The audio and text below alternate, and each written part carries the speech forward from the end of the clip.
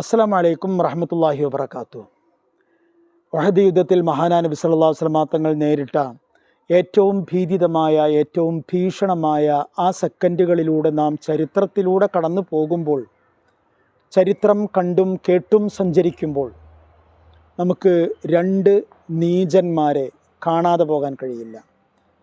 മഹാനായ നബി സല്ലല്ലാഹു അലൈഹി വസല്ലം തങ്ങളുടെ തിരുശരീരത്തെ ലക്ഷ്യം വെച്ചുകൊണ്ട് മുന്നോട്ട് വന്ന രണ്ടാൾക്കാർ. ആ രണ്ട് പേരിൽ ഒരാൾ ഉത്ബത്ത് ബിൻ അബൂ വഖാസ് ആയിരുന്നു.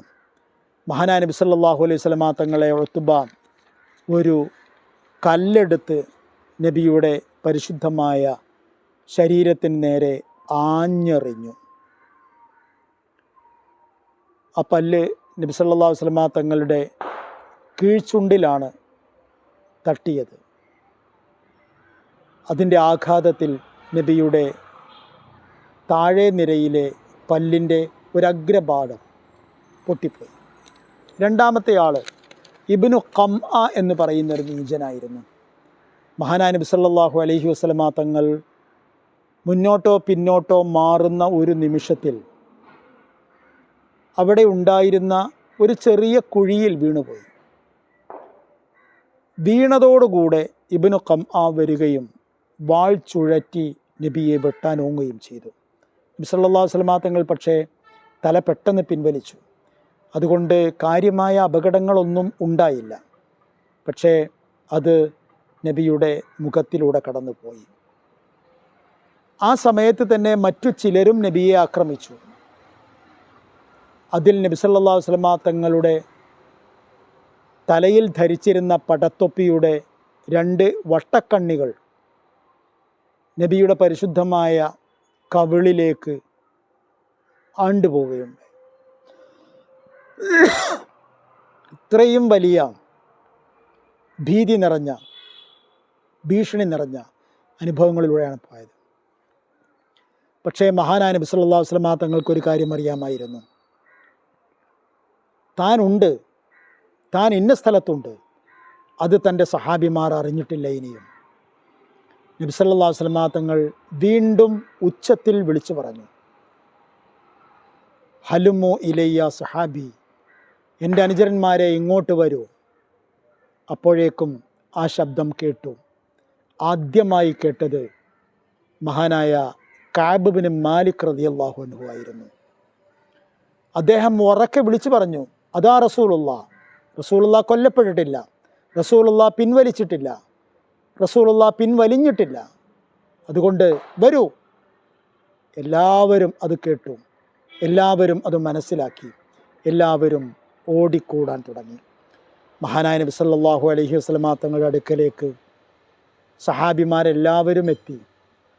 തൻ്റെ സൈന്യത്തിലെ ഏറിയ പങ്കാൾക്കാരും എത്തിച്ചേർന്നു. പിന്നെ നബി തങ്ങൾ ചെയ്തത്, അത്തരമൊരു സാഹചര്യത്തിൽ ഏത് യുദ്ധനായകനും ചെയ്യുക, തൻ്റെ അവശേഷിക്കുന്ന സൈന്യത്തെ ക്രമപ്പെടുത്തുക എന്നതാണ്, നിരയൊപ്പിക്കുക എന്നതാണ്. അങ്ങനെ നിരയൊപ്പിച്ചതിന് ശേഷം മെല്ലെ താൽക്കാലികമായ സുരക്ഷിതത്വത്തിലേക്ക് പിന്മാറുക എന്നതാണ്. കൂടുതൽ അപകടങ്ങൾക്ക് വക ഉണ്ടാക്കാതെ, അതിന് വഴിവെക്കാതെ,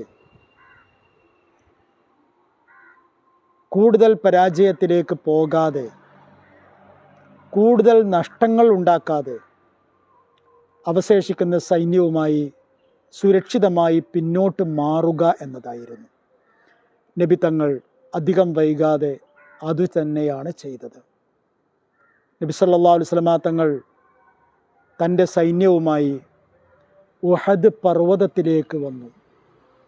ഉഹദ് പർവ്വതത്തിൻ്റെ ശിഖരത്തിൽ കയറി വളരെ പരിക്ഷീണിതനായിരുന്ന നബി സല്ലല്ലാഹു അലൈഹി വസല്ലം തങ്ങൾ വിശ്രമിച്ചു. സഹാബിമാരും വിശ്രമിച്ചു. ഇങ്ങനെയായിരുന്നു ഉഹദ് യുദ്ധം. ഹിജറ 3-ാം വർഷം ശവ്വാൽ മാസം 7-ാം തീയതി ശനിയാഴ്ച രാവിലെ മുതൽ വൈകുന്നേരം വരെ നടന്ന സംഘട്ടനങ്ങളുടെ പരമ്പരയാണ് ഉഹദ് യുദ്ധം.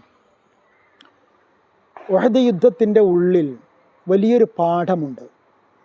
ഇസ്ലാമിൻ്റെ ശത്രുക്കൾ അല്ലെങ്കിൽ എല്ലാം യുക്തി കൊണ്ട് അളന്നു മുറിക്കാൻ താല്പര്യപ്പെടുന്നവർ അവർ ചോദിക്കാറുണ്ട്, എന്തേ എന്നിട്ട് മുഹമ്മദ് നബിയുടെ അള്ളാഹു ബദറിൽ സഹായിച്ചതുപോലെ സഹായിച്ചില്ല?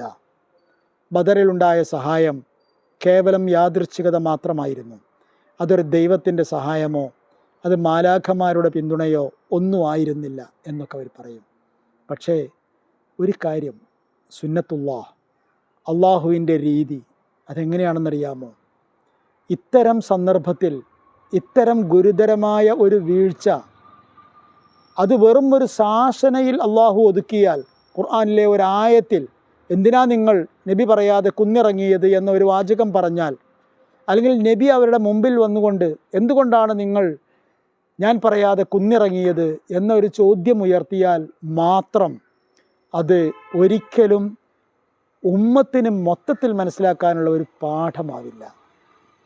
അതൊരു പാഠമാവണമെങ്കിൽ വേദനയുള്ള, ജീവാർപ്പണം ഉള്ള, രക്തത്തിന് സാക്ഷ്യത്വം വഹിക്കാനുള്ള, ഏറെയേറെ കണ്ണുനീരിലാഴ്ത്തിയ ഇത്തരം ഒരുപാട് രംഗങ്ങൾ ഉണ്ടാവണം.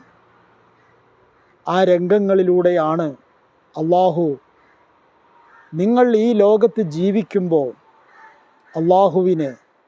അള്ളാഹുവിൻ്റെ പ്രവാചകനെ, നിങ്ങളിലുള്ള നേതൃത്വത്തെ അംഗീകരിക്കേണ്ടത് അതെത്രമാത്രം പ്രാധാന്യമർഹിക്കുന്ന കാര്യമാണ് എന്നതെല്ലാം അള്ളാഹു പഠിപ്പിക്കുകയായിരുന്നു ഉഹദ് യുദ്ധത്തിലൂടെ.